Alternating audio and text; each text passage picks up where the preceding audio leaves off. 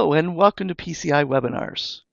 Today's webinar, RA for All, 10 Rules of Basic RA Service, with Becky Spratford. Becky is a reader's advisor in Illinois, specializing in serving patrons ages 13 and up. She trains library staff all over the world on how to match books with readers through the local public library. She runs the critically acclaimed RA training blog, RA for All, and its evil twin, RA for All Horror, and is on the steering committee of the Adult Reading Roundtable. She is on contract to provide content for EBSCO's Novelist database and writes reviews for Booklist. Becky is also known for her work with horror readers as the author of the Reader's Advisory Guide to Horror, which is published by ALA Editions, and is a proud member of the Horror Writers Association, who honored her as a special guest of honor at StokerCon 2017 for her contribution to the genre. Coming to you now, it is Becky Spratford. Hi, and thank you everyone for introducing yourselves.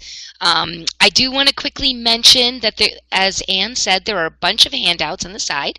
I normally do this program in person to start off a whole day of training, and Andrew had asked me to turn it into a webinar. So this is the first time I've done it as a webinar. It is not going to be, it's not going to have as many exercises and things as I do when I'm in person in a room. I definitely will be asking you to raise your hand and answer and agree or disagree at least one point throughout here, so be prepared for that. Also, we need to let you know that there are some handouts available for you. Those handouts include some forms I'm going to refer to, and they're also linked in the live slides, which is the very first thing that you have there. So everything's pretty easy to find, and it should be great for you to go back. And I actually have things that you can take home to your fellow librarians at your work, and you can work with them to do some of these exercises together, which is really fun. So it'll all become clear as we go, so let's get started. Okay, this is a quote from Duncan Smith, who is the original founder of Novelist, and I, with his permission, use this to start off a lot of my talks, because why do I talk about calling myself and calling this program RA for All? I call my company RA for All because I truly believe that Reader's Advisory is something that happens everywhere in the library and is done by every staff member. And I'm not kidding, from the janitor to the director, people can participate. I'm not going to go into a lot of detail about that so much today on how, but the very basic version of it is everyone on staff has a connection to books. Otherwise, they wouldn't work at the library. They'd work somewhere else where they could get more money for it. And so everyone on staff has a connection to the library. Everyone on staff uses the library. And if there's anything that they're reading at all, because we're going to talk about books today, they can participate in Reader's Advisory by sharing that. And I'm going to go through many different ways all staff can participate. But the other reason I talk about RA for All is that, and this is the quote from Duncan Smith, that books are our brand.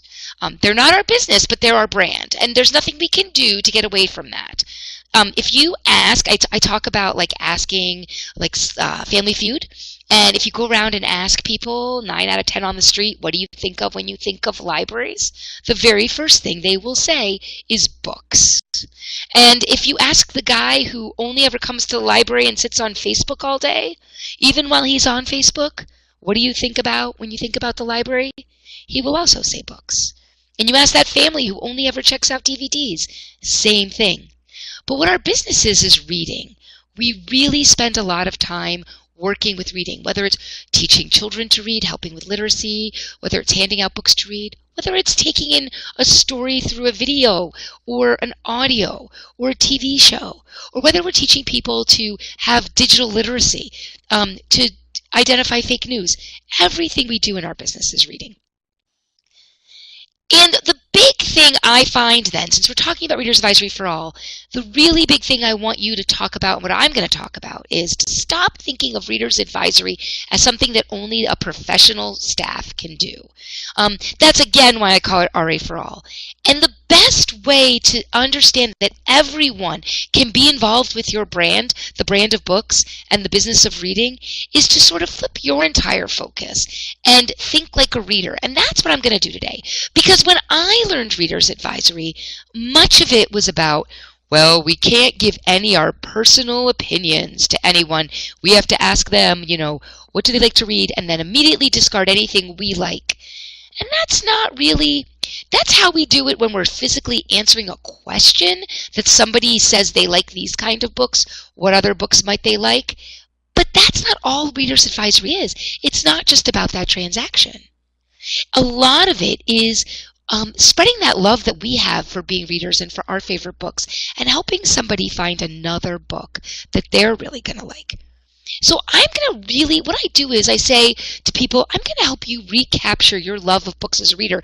And we're going to do that today. You're going to actually leave this with some joy about a book you love that maybe you forgot about, and just have like a new love affair with that story through what I'm doing. And through that, I'm going to recapture your love of just reading books, because goodness knows that the public thinks that we spend all day sitting at the desk reading, and we know that if we even have a minute or two to read at work, it's a glorious day. So we're going to really talk about that and recapture that love of books as a reader. We're going to spread that joy to the rest of our staff so that they can then spread that to more people. Because much of Reader's Advisory is that relationship, creating relationships that go around books, and being there and sharing the books you love, and then being able to then get people to share what the books they love. And we'll get there. But we're also going to focus then, because of that, on why people enjoy the books they enjoy, and the appeal of the books and how to share that, not, again, on matching books with readers, how to capture why we love the books we love. And we're actually going to do that together today. And I'm going to explain to you how to do it, and it's going to be on your screen. We're going to work together also to lighten the load. Reader's Advisory is for all. It's for everyone on our staff. It's for all the people coming into the building. And I'm going to give you ways that you can help lighten your load and help get more people on board with the mission. Because when we're all providing Reader's Advisory, that more from the conversational sense, that we're creating a building where people talk about what they're reading and share why they love it and ask others to participate. When we create that atmosphere at our library, we actually have team building. We get to learn more about each other. We get to work together and share what we love. And we're going to help more readers if we all work together. And again, this will become clear. That's sort of the summary. But the main thing I want you to do is to think like a reader, not a library worker today. And I bet all of you have no problem with that. As I mentioned, I normally do this as an in-person training, but I always have my 10 rules of basic Reader's Advisory service on my blog at all times. Now, you're hearing this webinar today in February of 2019. Those 10 rules change, but not very often. What I say changes quite a bit based on what is popular at the time and the examples I use. But for the most part, those rules don't change very often. I do note at the top of that page always the last time those have been updated. And those were this month, the last time there was a change. Also at that link, I do list my 5 resources you cannot live without.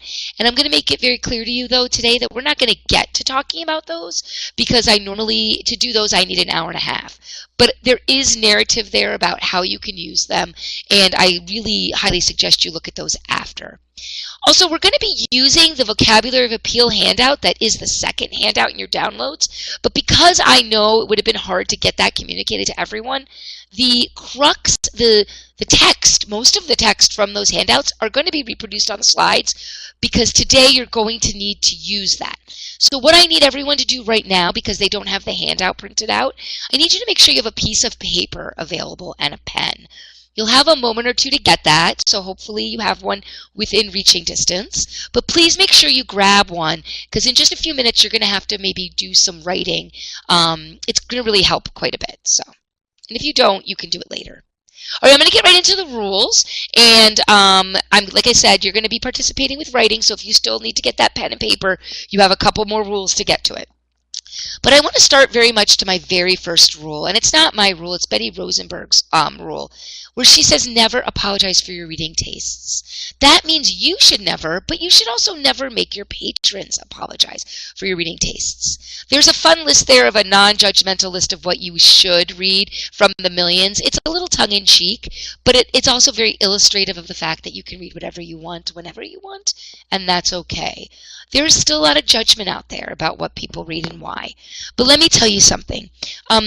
If a patron comes in and insists to you that they want to read the book for which James Patterson won the Nobel Prize, this actually happened to me. You do not shake your head and say, oh, ma'am, is just never going to win the Nobel Prize. And of course you don't do that. That's very judgmental. But nor do you then start to instruct them with that question that, well, actually the Nobel Prize is given for a body of work and not for a single book. That is not what you do with that patron ever. That is judgmental. What you do instead is that you find out what they're looking for and what book they want to read. In this case, this person, after I worked with her for a little while, I realized that she didn't necessarily want an award-winning book. I was afraid she was mixing up James Patterson with someone else. Did she actually want a Nobel Prize book, and then that was just a name she knew? It turned out she wanted a book for which James Patterson won a prize. And actually, there is one, for those of you who doubt. He won the Edgar Award for Best First Novel for the Thomas Berryman number. So when you are weeding, please don't weed that book because it is an award-winning book and people ask for it. So this already leads to my second rule. We suggest, we don't recommend. And I know that seems like semantics, but it makes it makes a big difference. First of all, suggest puts a lot of pressure on you to offer a book and a lot of pressure on them to come back if they don't like it. Recommend is a strong word. People already have library anxiety. It is a documented thing. They walk into the library and they feel anxious. So we don't want to add to that anxiety. They already think that if the library person, and they think everyone who works in the library is a librarian. And so they think if the librarian told me to read this book and I don't read it and or I don't like it, what am I going to do? So we want to make sure that we're putting no pressure on them, that we say things to like, well, this sounds like something that you may enjoy, but you know what? I didn't write it. So if you don't like it, close it up, come back and get another book. We have plenty more options, and I like to tell them, and they're all prepaid with your library card. I don't like to say they're free because free suggests they haven't paid for them, and they have with their tax dollars. So we need to make sure that we don't say free, but that it's clear that they have access to many more.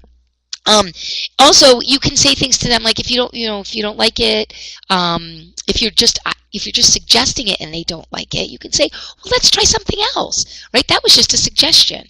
If you don't like it, also I say to them, close it up, bring it back.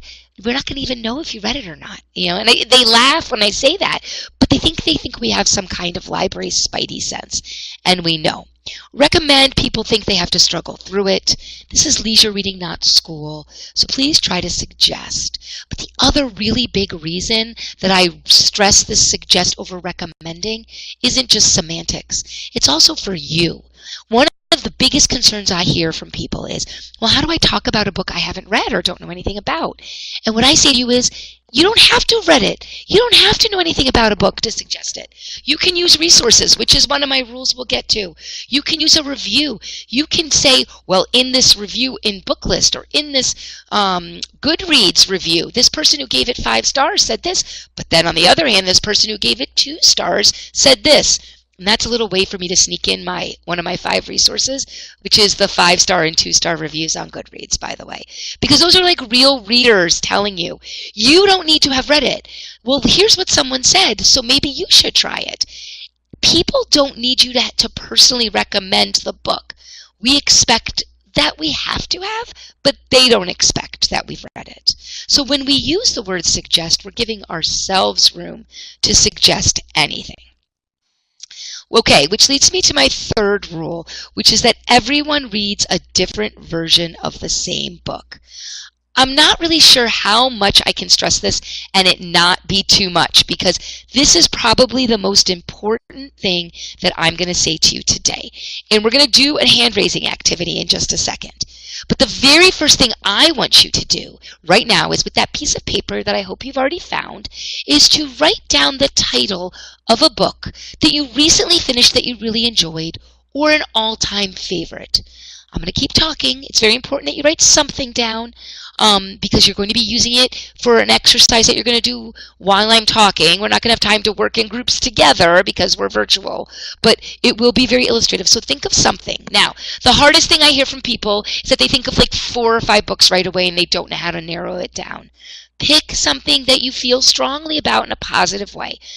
I am not holding this to be your favorite book that you have to then defend to the world forever and ever. I just need you to write down a book that you really have enjoyed. I'm hoping you're thinking of a few and you're considering them while I'm talking. So now you've written that book down, I want to talk to you. Let it sit there for a moment or two before we start using it for an exercise. But I do want to talk to you about then everyone reading a different version of the same book. Because when we provide reader's advisory to people, it's almost, I would say, 60% about listening to them and their version of the book, more than it is necessarily listening, more than it is necessarily about us telling them about what they should read. And this is a distinction that's really important, because we need to listen to people as they describe a book. There are adjectives they use when they talk about a book. This gives us clues as to what books they would further enjoy, more to listening to them talk about the plot. These adjectives are known in the Reader's Advisory world as appeal terms. And again, there's a handout of them, but I'm going to put them up on the screen. The appeal gets to the heart of why somebody likes a book. It gets to their version of the book. I'm going to show you this, for example, about why it's not about the plot. The plot is not what we worry about with books. The plot is there on the screen if you're on Goodreads. It's there on the back of the book. The plot is not why someone likes a book. Let me give a very basic example. I'm going to take 3 subject headings, and I'm going to ask you to raise your hand with an agree if those, when I finish all 3, if you like those books, okay? So if you like a book in general that is a historic British mystery, so please raise your hand if that's something you tend to enjoy with agree. That would be fantastic. Let's see if anybody, I'm sure there's somebody who likes those, right? I'm not getting any hands up, so I'm just going to keep going, but maybe it's not working. But I do want to say that there is, that is something that a lot of people like. That is 3 subject headings, okay? That describes the plot of a book really well. But another plot that shares 2 out of 3 subject headings, or a 67% match, would be historic British romance. And I want to know, oh, thank you, Andrew, there were 3. I couldn't see it. Then I'm going to ask for people who are historic British romance to put their hands up. And so Brian will let me know who put their hands up. But what I'm going to tell you is the number is not going to be the same. And I see this all the time. And some hands, if we did this in a room, we could see some hands would stay up and some would go down.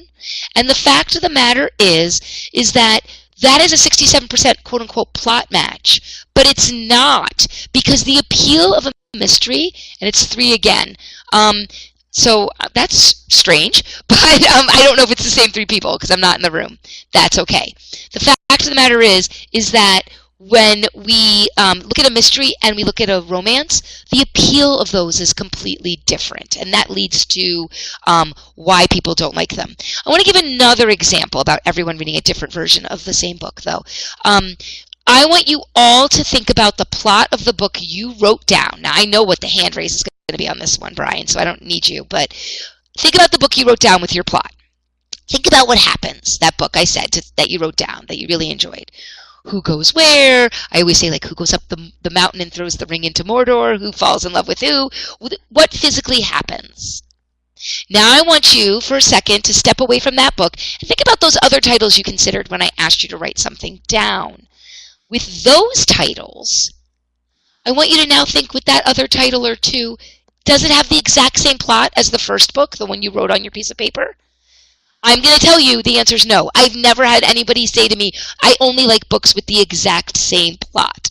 And that's because people aren't looking for a book with the same plot. They're looking for a book with the same feel. And we're going to talk about how to get to that feel right now in the appeal. Because when we read for appeal, it keeps us open to every possibility. Again, every reader reads a different version of the same book.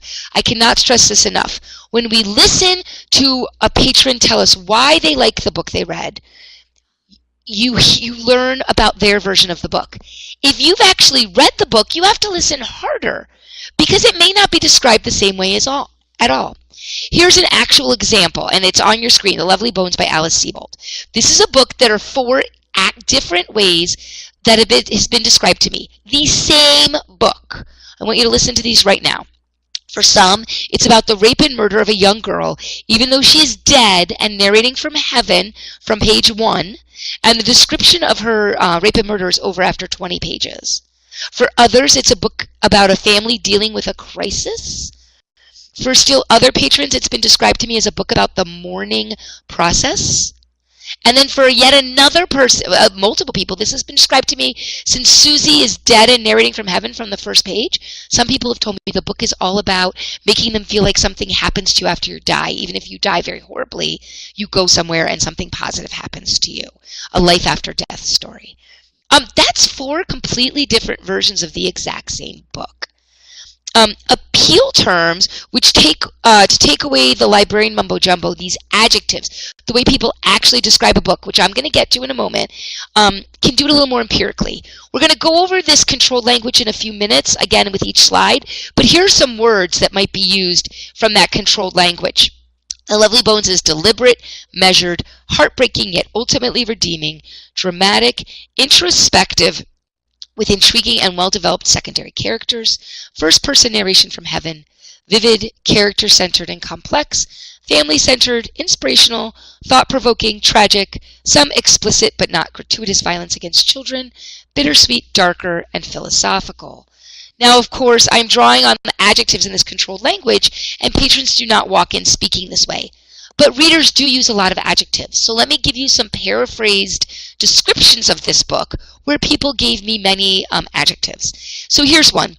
You can imagine a reader coming in and saying to you, just like they did to me, I just finished The Lovely Bones and really enjoyed how the book looked at each family member and how they dealt with their loss and grief differently.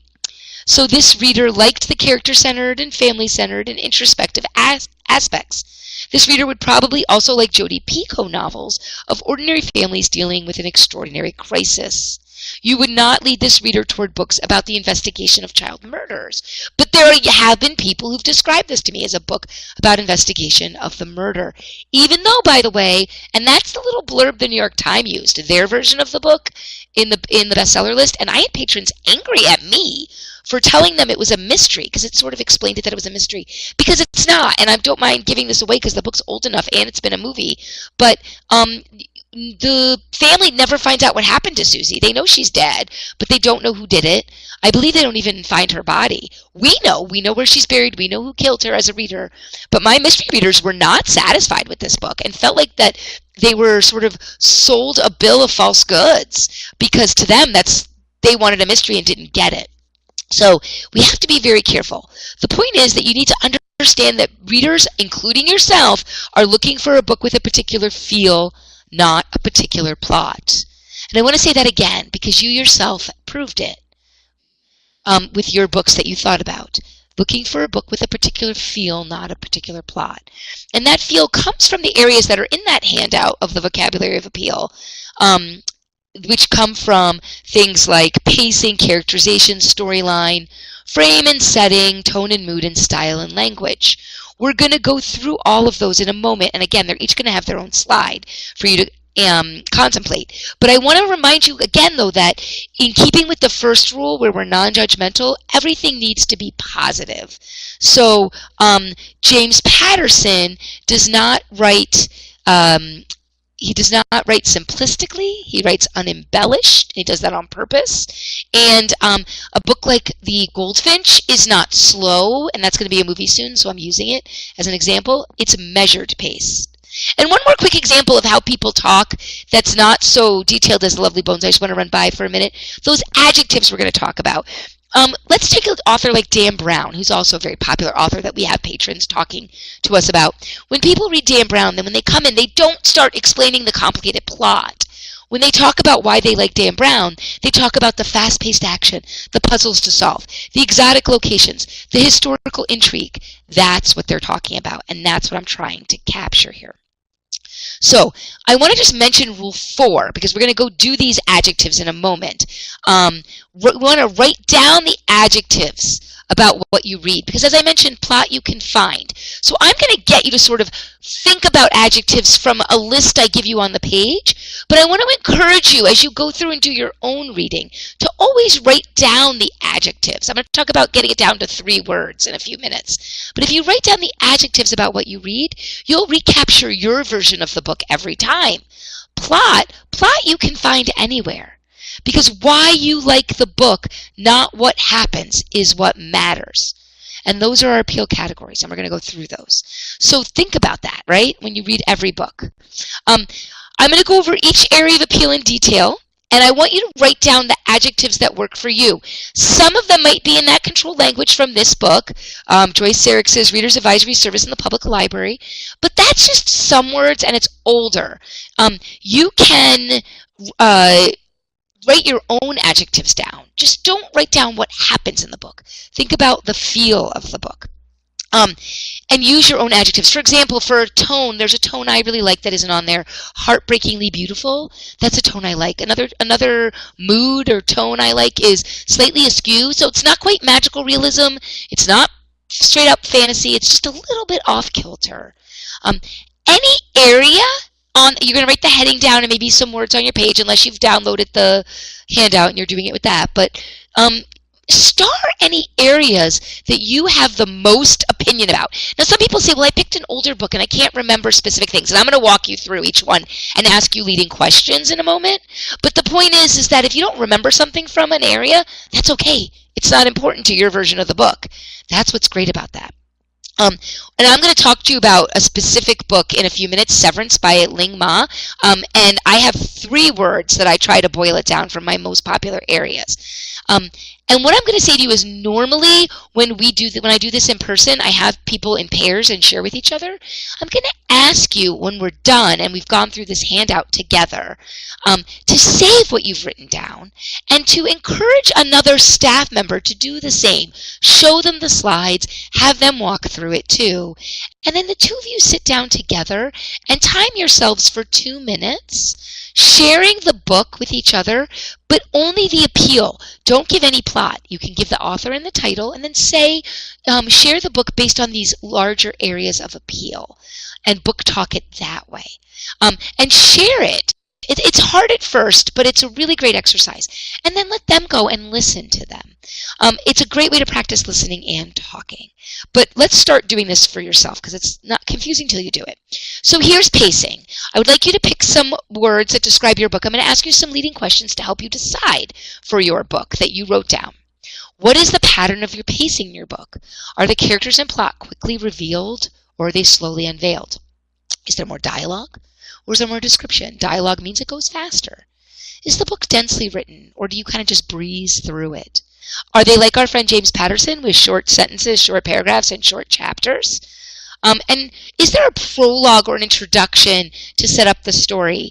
If there is a prologue, that puts you sort of in the middle of the action, and all genres use it now.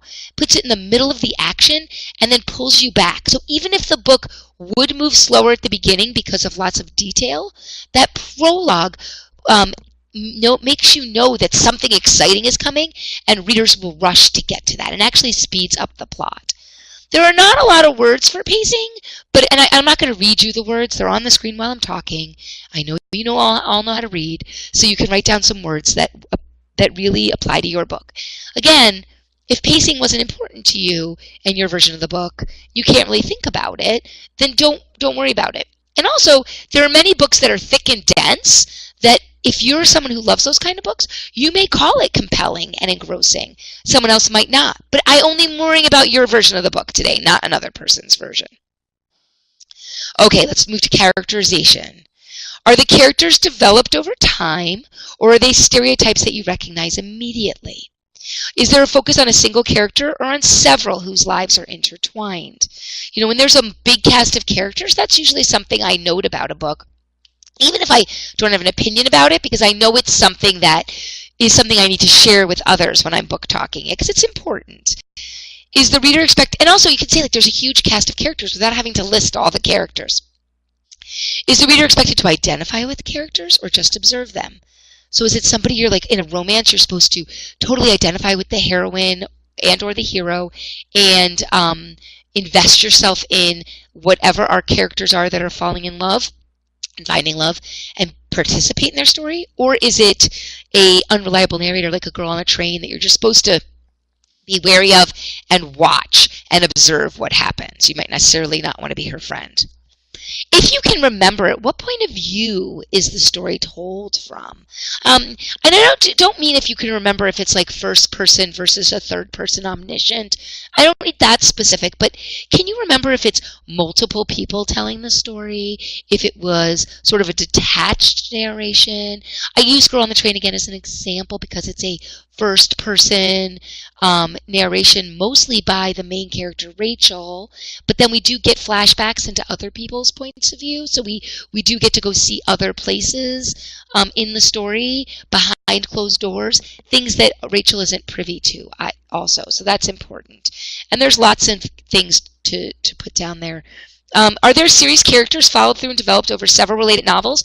Hand raise again, and Brian, whenever they finish, tell me who absolutely loves series out there. You seek them out. You want to know what they are. You will only start a book if you know it's in a series. Because there's a lot of people like that. So if your book's part of a series, that's important to note, not only because people really enjoy series, but also because characterization can take its time in a series. So often it gets more detailed over time.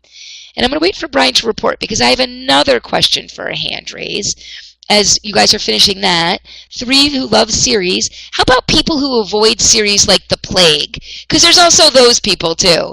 I myself am one of those. If it's more than 3 books, I'm not starting it. I might read the first one, but I have way too many books to do. I know 3 is our magic number today. And I want to hear if there's anybody who avoids them like the plague, because that's just always fun to know too. I feel like there's so many series that people, 0, well, that's good. I'll be the one then for that. Okay. Also, are there memorable, important secondary characters? Often when I go out, I talk about Janet Ivanovich with my groups, and I ask people, who's your favorite character in her Stephanie Plum series? And I'm telling you, it's to the point where it's like 98 times out of 100, it's not Stephanie Plum. It's one of the great eccentric secondary characters. And is characterization the most important part of your book? Okay, let's move on to storyline, or maybe more like the action, or what is happening.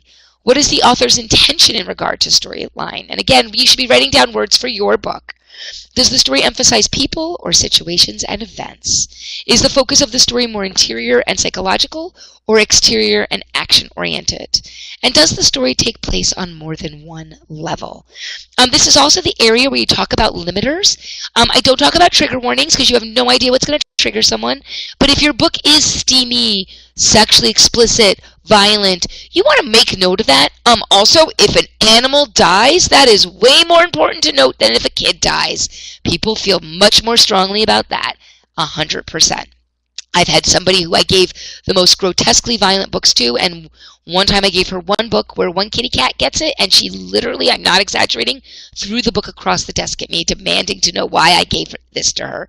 Honestly, I never thought it would bother her because she had read such violent books before. Speaking of, one of your resources in the 5 resources you can't live without is allreaders.com. Again, it's linked very easily for you, and it is a great way to look up sex and violence, and you don't have to ask people about their tolerance level. But it is a good point to mark it down if your book has it, even if it didn't bother you. Also, it's important to note with romance, I've had the same book described as Alicia Rye book from her series, Hate to Want You, Want to Need You. I've had people describe those books as middle-of-the-road romance to super steamy and everything in between.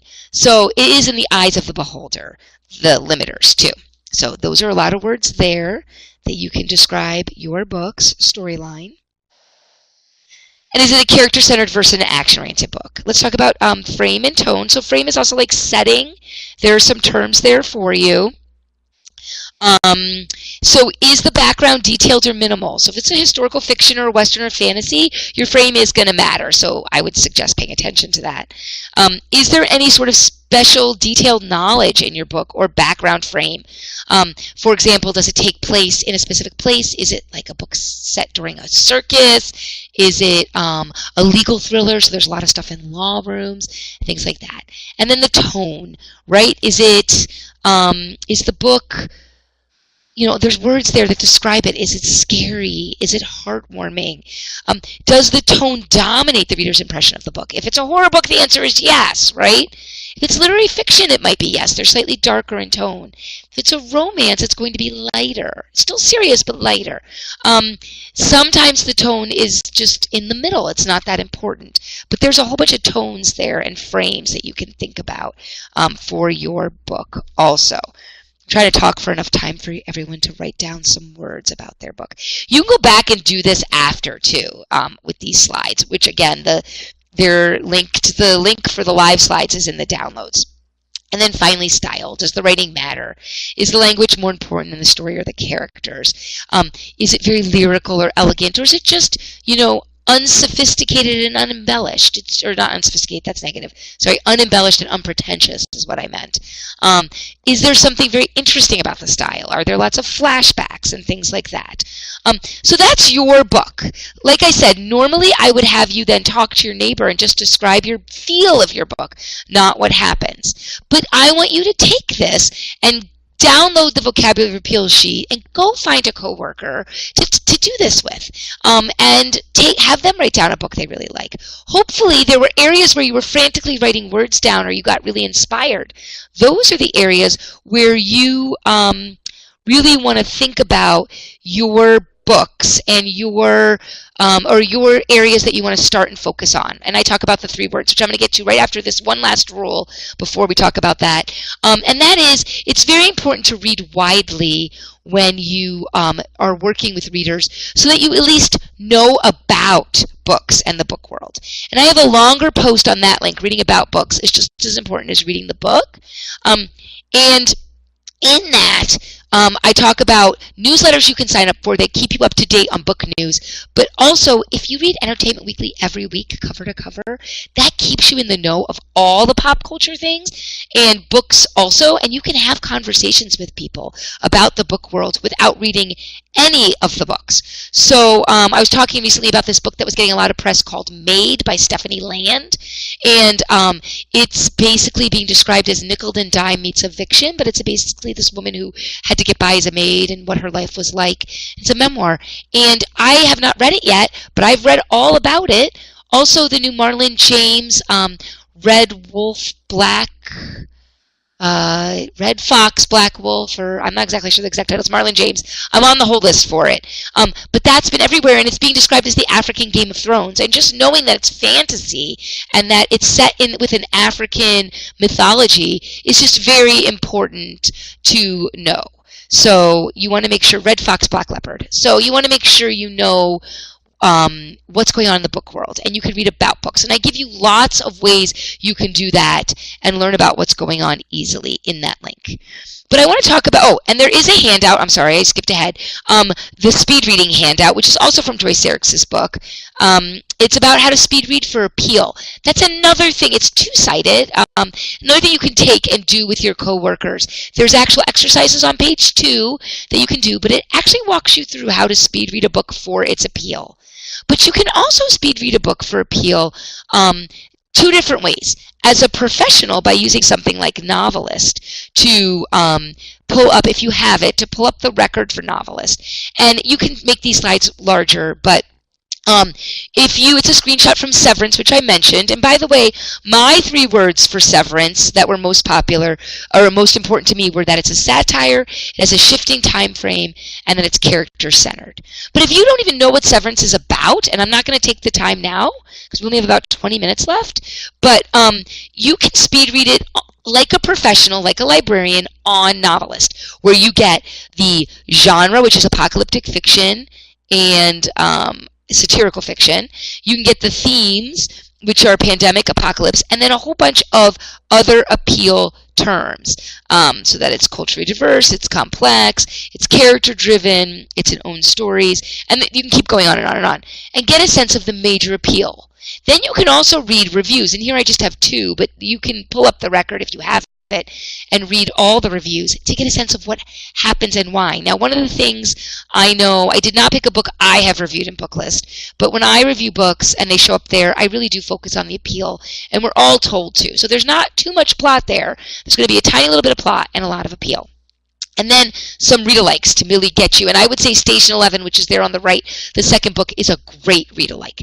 And in my review, which is on Goodreads, which you can get on Goodreads, I talk about that a lot, about Station 11 as a good read-alike. So what I've shown you here is if you want to speed read like a reader, from the reader's point of view, I would do it on Goodreads. You can learn everything you want to know about a book on Goodreads. In this case, Severance, I did pull up the rating details, so you can see that almost everybody is 5, 4, or 3, with the vast majority being at 4. Very few 2 and 1 compared to 5, 4, and 3. And there you can also, behind this, you would see the jacket copy, which I think is really important to know with the plot. And also, in this case, you could read my review if you really wanted to. And my 3 words show up a little bit there on the bottom. The other thing I want to show you is I love reader, what genres they put it in. We only saw 2 genres in the Novelist one. And here, you can actually click through under this genre list. These are shelves people put the book on. Those are often the most telling thing you can find about a book. And those speed reading it from the reader's point of view to see their version of the book to where they file it. And you can just click on these. So we do have some apocalyptic. We also have literary fiction, contemporary, science fiction. It's very important that we think of ourselves, we think like a reader and see their point of view. Okay, now the last couple rules go through pretty quickly, and they're just to kind of get you thinking. As you notice, by the way, every rule has a lot more links, and those links always go to longer posts that I have written to describe that rule a little bit more so that you have time to delve more deeply, because an hour is not enough time, but it is a great starting point, and then you can spend all the time you want doing a little bit more. The most important thing we can do in providing Reader's Advisory is to just talk about what we're reading. Book talking every chance we get. That goes to another presentation, which I believe I've done for PCI before, a version of that, which you can watch on the archives. Again, I mentioned using the words of others. You don't have to have read the book. You can use other people's words, and I talk about how to do that in that post. I also have a step-by-step guide on how to improve book talking among your staff. But the basic thing is to encourage every single person on staff at your library to talk about what they're reading while they're at work. What book did they just finish? Go to another desk in the building or talk to each other while you're working about books. It will both show that you do talk about books at that desk, and you can, your expertise, but also advertises that, hey, we can answer your questions too. We encourage staff, patrons to do it. I would also often invite patrons as I handed them a book. You know, this sounds like you might like it from our talking. Why don't you read it? Come back and tell me about it. And I have them do that in front of others, just at the desk in front of staff and patrons to serve as an example. But I have so much more to say about book talking every chance you get. The point is, people should be sharing what they're reading all the time, but also sharing the words of others. Like, I just read about this book, this review in the New York Times. Did you see it? And maybe read snippets of it, or read a book list review out loud. Create a library. Oh, thank you, Black Leopard, Red Wolf. I know I had it wrong. Thanks, Joe. And I'm on hold for it. I cannot wait to get the audio, the Marlon James title. I want to make sure that we are sharing as many books all the time as possible at the library. That's the best thing you can do. And share what you love, and then encourage others to share. Well, that's what I'm reading. What about you? And that's a great way we can book talk. And there's a lot more at those links that you can see. Now, I want to get through these last 3 rules because they are ones that I think we forget about. I know I went through it super quickly, in analyzing your own reading. Again, take some time with a few books you really like. The next 4 or 5 books you finish, sit down with that vocabulary of appeal and write out those words. Or go to your novelist record and just see what they say and see if you agree with those. And then practice book talking it to your coworkers, like we said with Rule 6, with just using the appeal. Just talking about the feel of the book, why you liked it. Talk about how the characters are portrayed. Talk about the action. Talk about the frame, and especially the setting. And the tone and how it made you feel, not what happens. If you take nothing else away from this webinar, the idea that the book is not about what happens, it's about how the version of it is to you, how it made you feel, what you liked about it the most. That's what you want to bring to your coworkers and others. Which leads me to the fact that you can't read everything. So we need to use resources. One of the things that gets me so angry is that we have trained American libraries patrons for over 100 years to come into the library, to ask us a question, and to wait while we look up the answer. We have trained them to do we have trained them to wait for us. We have trained them to be patient. We have trained them to expect that we will go use a resource to answer their question. They do not expect us to answer off the top of our head about a complex thing, about anything. Then why? Why do we always put this pressure on ourselves? When someone comes in and asks, hey, I just finished reading James Patterson and really love him. What else do you suggest? And I know I pick on our friend James Patterson, but we have a lot of his books. Or I just finished Severance by Ling Ma, which I think is an even better example, because that's a book that was really popular last year. I just finished Severance by Ling Ma, and I really liked how it was a post-apocalyptic story, but it wasn't horror in any way, and the time frame was completely told. It didn't tell me the story from start to finish. It went back and forth to the main character's life before and her life during, and it moved back and forth, but I wasn't confused. And you're like, oh my gosh, I've never read this book. What am I going to do? Well, why do we think we have to have read it and we can't help them if we haven't read it? I don't know why. We are allowed to use resources. I have, again, 5 resources you can't live without. The first 2 things, though, are Goodreads and Novelist. Go to them. Go use those. Find other reviews by other people of the book. Find professional reviews. Instead of thinking of your job as helping leisure readers, think of it as leisure reading reference. When people ask me what I do as a reader's advisor, I say, I do leisure reading reference. And then they're like, oh, I know what that is. That's reference, but you're helping people find books for fun. Reader's advisory means nothing to people. Also, why don't you ask your patrons how they find book suggestions? And in fact, one of your handouts is a staff reader profile, which we'll get to at the very end at Rule 10. But on that staff reader profile, I ask people to write down what their favorite resource they use when they're looking for a good read is. That's often the best place to start to find new books. Again, thinking like a reader. So please use resources. It's not cheating. It's part of your job. Which leads me also to working together as your most valuable resource. You need to find ways to share across staff, or if you're a very small rural library, across other libraries in your region. One of the easiest ways to do that is to get a Goodreads shelf and all link together and be committed to writing down those adjectives. What was your version of the book?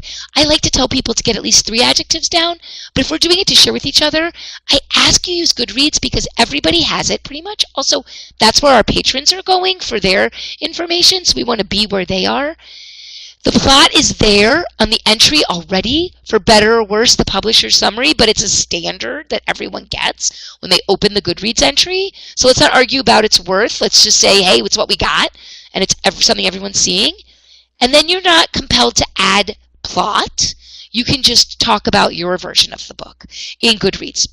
And then find a way to link them as a library or as a regional system so that you can look at other people's books that they've read when they're not there in front of you. And it's the compound interest of everybody reading. So if Danielle number 1 reads 5 books this month, and Danielle number 2, because we do have 2, reads only 1 book. But somehow Joe reads like 7 books this month. If we put them all together, and Leslie reads 0. Sorry, Leslie, don't mean to pick on you. But we still have books. We still have access. That helps. It's our most valuable resource. We help more people. There is a link there if you're interested in seeing one of my favorite examples of a group of librarians that do this a different way. But Goodreads is your best way to do it. It is the most valuable resource you have.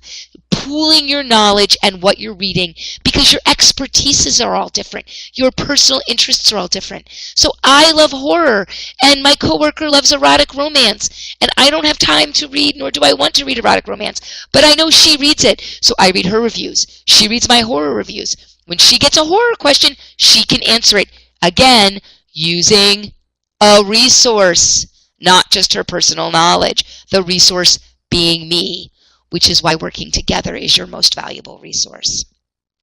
Rule 9 is just a reminder to bridge the physical-virtual divide. And what I mean by that is the reader's advisory, the information about books you provide in the building and online, somehow gets separated too much. There's people who provide the online content, people who provide the in-library. They're really opposite sides of the same coin.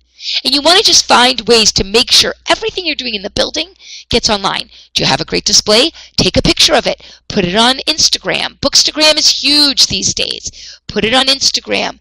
Get it on your Facebook page. Whatever you use that people use. But also make a great list online, or you have a really great Friday book chat, or you do something, a book discussion through Goodreads. Find a way to get it in your building. One of my favorite things that libraries do is some of them do, like I said, on Twitter or Facebook, they'll do like Friday book chats, Friday reads, something like that. And then they just let it live on Facebook only. Why aren't we getting notes of that up on our website? Here are the books that were discussed during our Friday reads on Facebook. Here's a link. Put it up as a flyer. I had people who couldn't do our online book talking stuff, our book discussion, when we just were sharing titles, but we would type up the notes and they would come in every Monday to get the flyer of what was happening online. So just remember to find ways to do it. There's many ways you can do it. Just make a conscious effort to do it. And then the final rule, which is that you need to practice. This was very quick. I've already told you one way to practice by using that vocabulary sheet every time you write a book. And I would say make copies of it, the vocabulary repeal, and even write down the title on the top of the book, and then the author and the title, and then circle the words, and maybe start that before you feel comfortable just putting your notes into Goodreads. And eventually you'll just be able to go straight to Goodreads. There are 3 ways to practice here, and I'm running low on time, which I knew would happen, so I'm just going to tell you the first 2 are 2 ways you can have a podcast is the first one, and then a Twitter discussion, which you don't have to be logged into Twitter or even have an account to do. If you're interested in those ways of practicing, use those links. Again, the live slides have these links. They're also, this is cut and pasted directly from my 10 rules. I have much longer posts on how to do that. What I want to talk about is the reader profile exercise that is a handout. This is something that I have created. Some of you can open it while you're watching this. I don't know if everyone can with their software. But the whole point with that is it's a double-sided thing that I highly suggest you print out, double-side, and give to as many people at your library as are willing to do it. It is one of the best team building exercises your entire library can ever do, because what it is a short survey about your own personal leisure reading. Also, it's much easier to start this whole process of sharing the books you love if you practice doing it on yourself. Then you can encourage other people to share because you know how the process was for you to get it out. So on that set for your profile on the front, I ask you to tell me about tell each other about 3 of your favorite books and why you like them. They can be current favorite or all-time favorites or just books you remember. And there are examples on there. And also the same thing about your 3 least favorite books. Then on the back, I list a whole bunch of reading areas, which are both genres and things like YA or nonfiction, that you're asking your staff to, and then I have room for other, to circle their top 5 favorite reading areas. And I have a place about marking formats that people enjoy. They can mark their formats. And then a section on letting people know the types of books you enjoy the least. And then, as I already mentioned, what are your favorite resources to use when looking for a good read yourself? And those are on the form. The great thing about this form is that you get to fill it out for yourself. It gives you a moment to be introspective about yourself and what you like to read and why. So really get to the heart of your own likes and dislikes and make you really think about it and be a little more deliberate and conscious of it. And then everybody's doing that on staff. And the really super fun thing is you can have them randomly switched, although I do highly suggest having people who don't know each other get the other's profile so they can learn something about a fellow staff member, and then saying, hey, why don't you take that and suggest, Danielle, we gave you Elizabeth's. And Elizabeth, why don't you suggest books to Danielle now? And you give a time frame. I have, again, directions with that link on how to do it to get back to them, and whether they do it in person or via email. And it's a great way for everyone to learn about a different staff member. But what happens is if everyone's doing it at the same time, then everyone's talking about it at work and sharing and helping each other. The other slightly nefarious great thing about doing this is, if you're the one handing them out, I would also suggest making a master copy of all of them, because you also then get a reader profile for your whole staff as one. If you compile people's favorites and least favorites and favorite genres and least favorite genres, you get a sense of your strengths and weaknesses as a staff, and you can then, for other training purposes, target. So, for example, if you find that science fiction isn't really well represented among readers on your staff, but you know that you have a healthy checkout, could it be even more, it's because it's very popular right now, could it be even more if you helped people, like to take the people who did read it and have them teach more? So that's that. It's all described there on that link. So that is, we are like just at 3 o'clock for you guys. I just want to remind you, don't forget to check out my 5 resources you can't live without. And I just want to remind you, it's really important to just read. Read what you want. I think if you're the people that are really doing the Reader's Advisory, you need to read more broadly. But everybody, read what you want, then reflect on what you've read, record what you have reflected upon, the feel of the book, share it, and just keep repeating it over and over again. So that is all you need to know as fast as I can in 60 minutes, RA for All. Again, I highly encourage you, I will take questions. Please start typing your specific questions. But I really highly suggest, there's a lot here to take in. The links go to much more in-depth. And you're very welcome to those of you who are thanking me. I really see this as a thing that I gave you the start and the inspiration today, and you're going to keep going. There are plenty of exercises you now have, and again, links to give you more information to go much more in depth in a targeted way, rather than having to sort through my entire blog. And I will take questions now or in the future. So, write down my email address, but if you go to RA for All, my blog, and you click on that logo, it'll bring you to a page with my contact info. You're welcome to everybody who's typing. I really hope you guys go out there and share this with your coworkers and get them to do this too. Okay, thanks, Becky. Great show once again. And you did go through it fast. I know. That's okay, though. I heard every word. It was good. Anybody have any questions? Oh, Mary likes that. Read, reflect, record, share, and repeat. I'm glad you like that. That's something new I tried to do for you guys to sort of get it all. If you do that every time, if you remember those 5 words, I think you can do it. I'm looking back, and I don't see any other questions. Just a lot of thank yous, which is great. We had a great crowd today for this. Love your enthusiasm. Isn't that true? Well, you know what? It's true. But you know what? If you get excited about books again and rekindle your love of reading, you'll share that enthusiasm too. A lot of us, like I said, are bogged down with things that aren't our books and reading, which is our core of why we did this. So get yourself excited by finding those books you love and reconnecting with them. Great idea. I've been trying to just read, and I've finally finished a book last night. I was so excited to move on to the next one. All right, I don't see any other questions, so I just want to thank you all for coming, and thanks once again, Becky, for squishing this into a 1-hour webinar for us. It was terrific, and we hope to see you again soon at another PCI webinar. Have a great afternoon, everybody.